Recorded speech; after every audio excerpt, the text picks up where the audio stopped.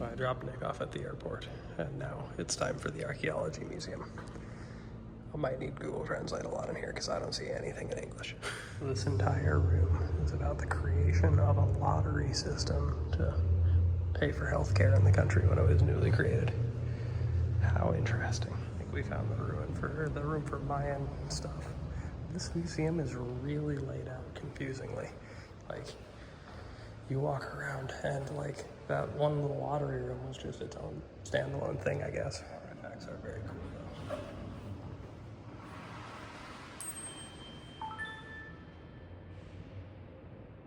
These are all musical instruments. I realized as I've walked around that everything in here is meant to be a musical instrument. Apparently, they never had any sort of string instruments in Mesoamerica, so it was all just flutes. We got this little garden with some statues and stuff, some rocks. This one was an altar.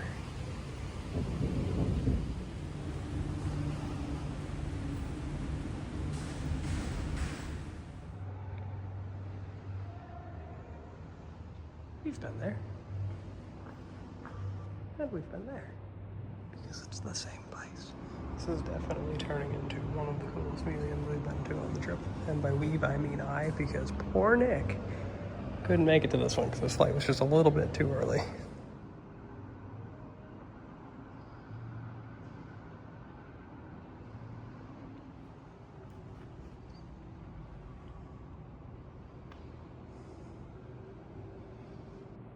I thought this one was cool. It's talking about what they can learn from human remains. And it's, you know, showing all these things and all what it does. And then you glance over here and this is actually the skeleton in the picture.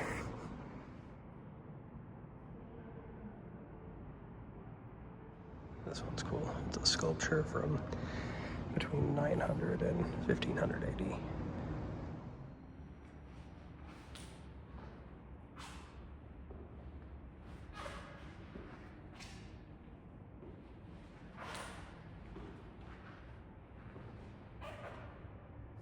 We're back at the parking lot for the Santa Ana hike. I came back here to do Izlaco, which is the shorter of the two volcanoes. Honestly, at this point, I don't really have any things left that I'd like to do. All of the hikes are guided and super annoying, so I've been trying to get a guide to do San Miguel volcano because I don't think you're allowed to do it by yourself, but it's $85 and the guy is not super responsive. So I'm working on that, and then if I can do that one, then I'm also going to try to do San Vicente the next day, which is probably going to be a similar story. And then I'm going to go home. So you're not going to see much video despite 3 more days here, just these hikes, because I'm just planning on doing one thing per day and then going back to the Airbnb to hang out for the rest of the day each day. If I had any suggestions, A, I wouldn't recommend El Salvador as a travel destination, but B, if you decided to go, I think I'd spend like 5 days here. Like maybe 4 full days plus like the travel days to get to and from. I think that would that'll allow you to see all the archaeological sites and that type of stuff.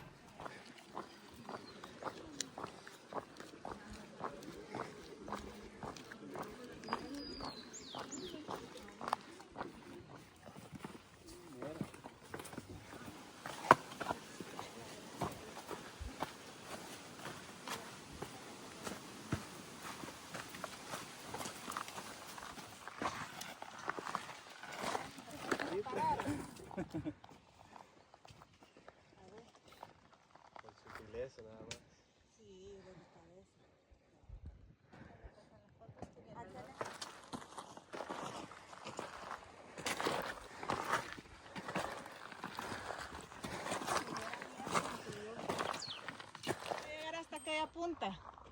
¿Por este lado o por aquel lado?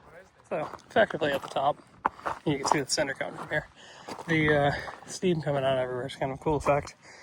The rocks, when you touch them, are like hot to the touch, which is interesting. And it's not the sun doing it because it's overcast. But I'm going to try to make it up to that little hill because from my novice approximation, that looks like the highest point on the hill. So why not hit it?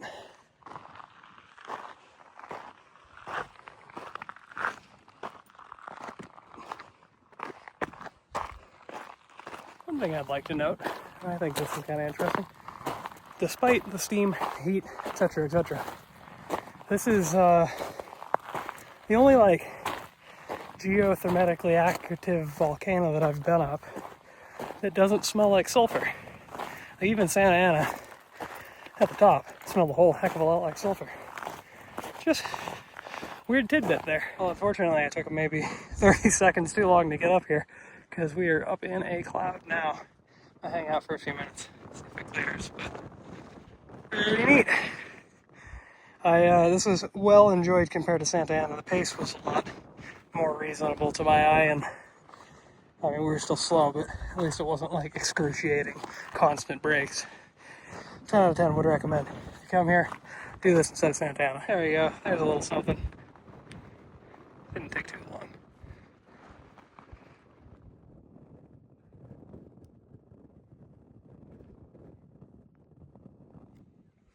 Geothermal stuff is so cool.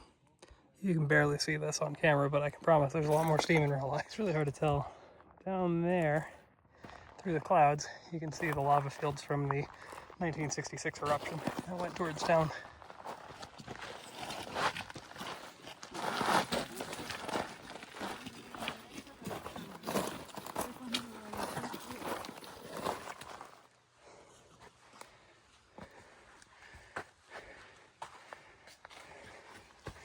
Almost back to the car. I had the option to run ahead, but I decided to just be the last one out, so that way I could not hurt myself because I had my appendix out 3 weeks ago, and I don't want to push too hard. Most importantly, I found a penny. Haha, great success. We made it to Senor Birria, right by the Airbnb. I hope that this is amazing as I hope it's going to be. I love birria. It's my favorite. I'm excited. Tortilla soup, tacos, and horchata. Well, hello. It's a brand new day, and I'd like to inform you that after about 2 hours of driving, I have achieved the impossible. I have made it to the visitor center of El Impossible National Park. Let's go check it out. There's a little lookout tower in the parking lot. You can see the ocean from here. Can't see much the other way though. Also, the stairs were super sketchy. They have anteaters here, but also mountain lions. I believe the route negotiated with the guide was to go up a mountain. I have absolutely no idea if that's actually the case. We're gonna do it. A bit of a language barrier still. The guide speaks absolutely zero English, so it's gonna be good.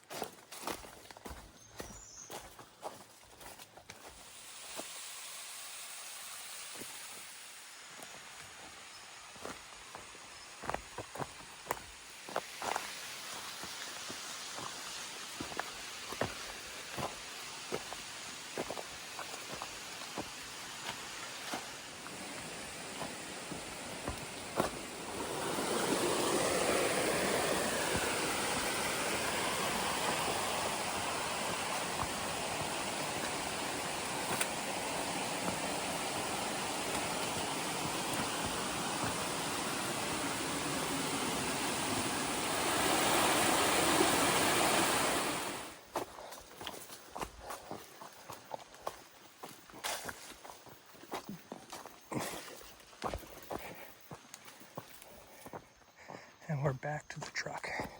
Total of 6 miles and 2,000 feet of elevation gain later. It's a pretty nice hike.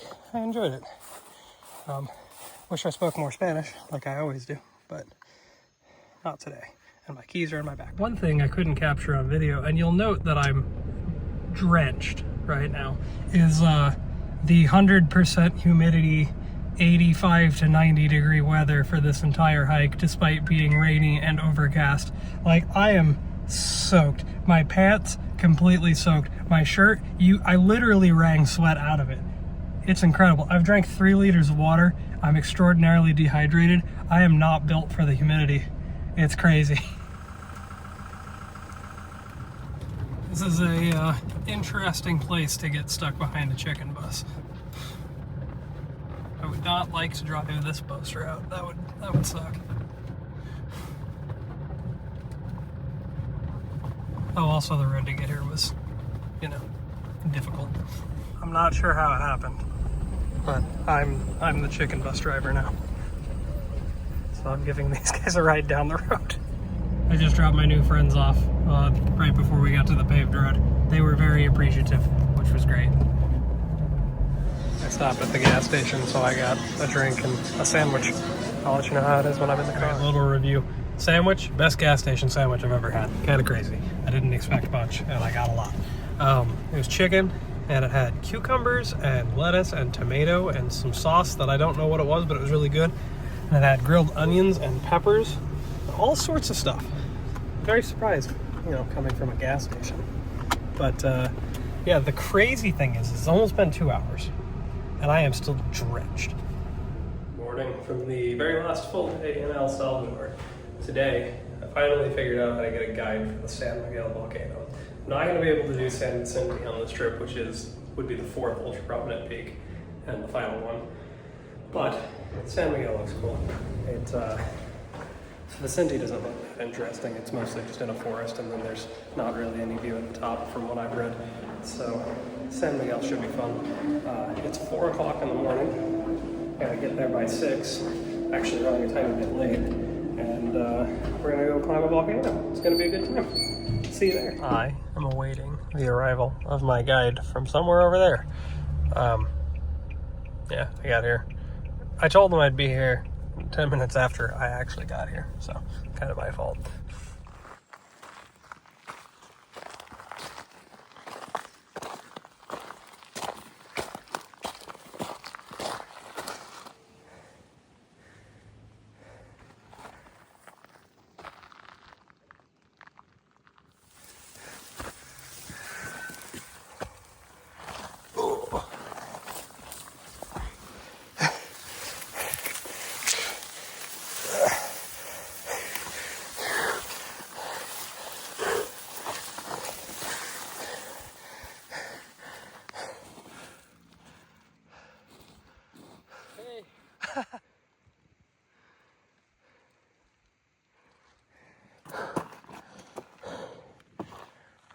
Holy moly, let me tell you, this is a steep one.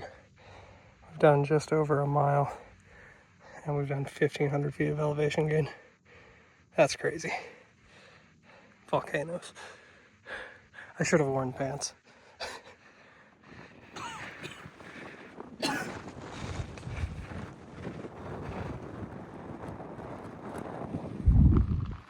This is maybe the deepest crater I've ever seen. That's crazy. I feel like the pictures aren't doing this one justice for the videos. I mean, that's gotta be 2,000 feet down? I mean, I can't even see the bottom. That's crazy. You got little steam vents everywhere. 10 out of 10. Don't get me started on the landscape around. It's crazy. Also, I'm freezing, which is the first time I've said that on this trip. It's actually cold up here because of the wind. I love it. Walked all the way over to the other side to hopefully get a better view. Didn't really pan out for me. Interesting walk though. Crazy landscape. I hope you can hear any of this. I think my guide warned me that we shouldn't go any higher because of the wind. It will knock us over. And I think I believe him. And I mean, it looks like That over there is probably the summit, but I don't know if I actually care to hit the true summit. I don't know. We'll see. If it's offered, I'm going to take them up on it. So.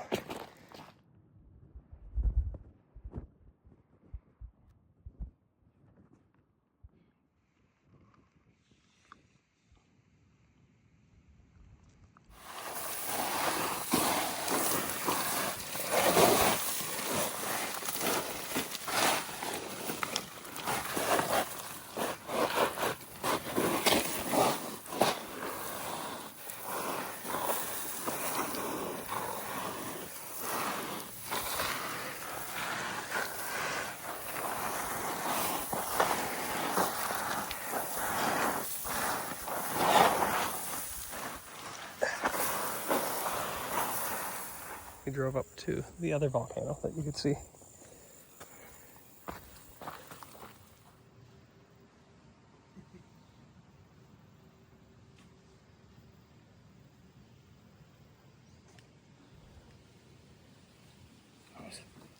That's San Miguel. And then the crater. It's a little machine gun bunker.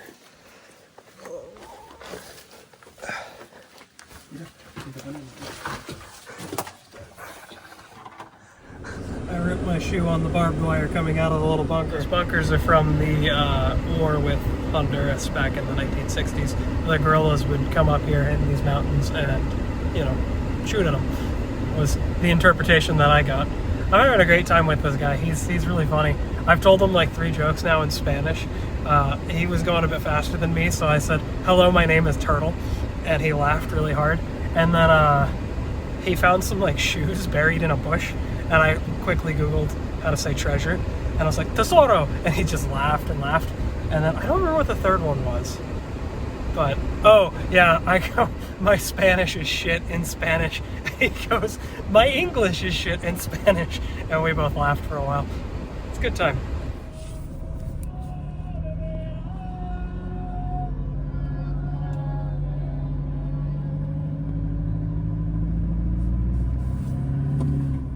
Anyway, so that's what funerals look like here. They put the casket in the bed of a pickup truck, and then there will be a chain of vehicles, but most importantly, a line of people that follow it, and they go a walking pace. This one has backed up traffic quite far, as you can see. They're just completely stopped on the other side of the road still. We've seen a few of them. That one was huge. I haven't seen one that big. I really liked that Laka Laka place, so I found another one because it's a chain. So now I'm going there for dinner. I got the cheese hoping it would come with chips. It didn't, so I'm not really sure what to do with it. I guess I'll dip my burrito in it. All packed and ready to go home. I just gotta wait 13 hours.